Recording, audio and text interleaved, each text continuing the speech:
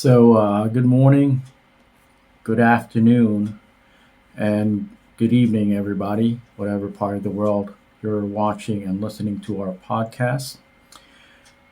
I am in the part of the world where it is officially September 11th,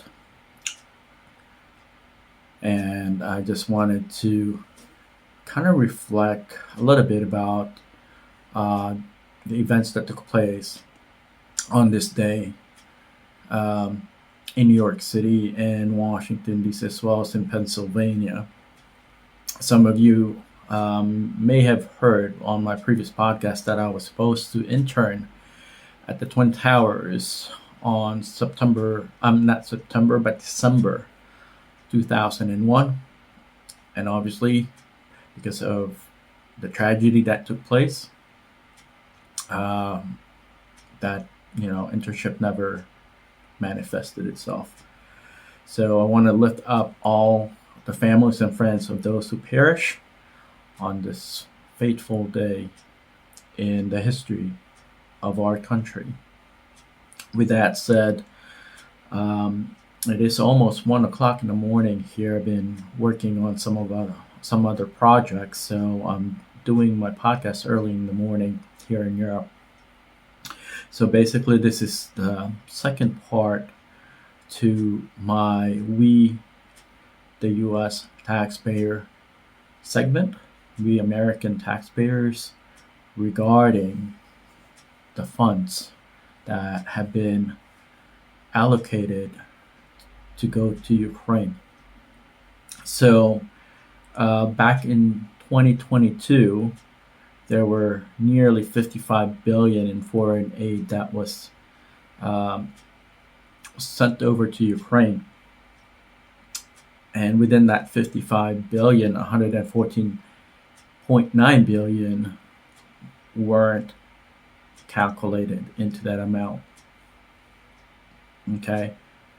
So that was in February the 24th, 30 billion was sent over to Ukraine, on top of the Ukraine Supplemental Appropriations Act of 2022, which was for 13.6 billion, and the Ukraine Supplemental Appropriation Act again of 2022 for 41.6 billion. And this year alone, I'm going to read to you guys the figures for just this year. Okay, my background, in my former life was, in the federal government, and I was a senior financial analyst, calculating, auditing, and basically reviewing the accounting of various agencies that we were managing in our portfolio. Okay, with that said, I'll go ahead and give you this disclaimer. There is no concrete or even 100%, error-proof, balance on any of the books, may it be in the private sector or in, the public sector, because there will always be some discrepancies, but not a whole lot. So as a financial analyst in the federal government, what I was tasked to do was to basically review the balance sheets of the benefactors of the funds that were distributed through our agency on behalf of the U.S. taxpayers. So as a taxpayer myself, it is fairly, important for me to know how my taxes are being used, spent, and utilized, and if it's making an impact on, the overall destination of my funds. So, with that said, in February 2023, Ukraine received 500 million. 3 days later, February 2023, they received another 10 billion. February 24th, 2023, Ukraine was given $2 billion. Okay, U.S. taxes. March 3rd, 2023, 400 million. March 20th, 2023, 350 million. April 4th, 2023, 2.6 billion. April 19th, 2023, 325 million. May 8th, 2023, 1.2 billion. May 18th, 2023, 3 billion. May 19th, the next day, they receive 375 million. On the same day, Ukraine again received 40 billion. May 31st, 2023, 300 million. June 9th, 2023, 2.1 billion. June 13th, 2023, 325 million.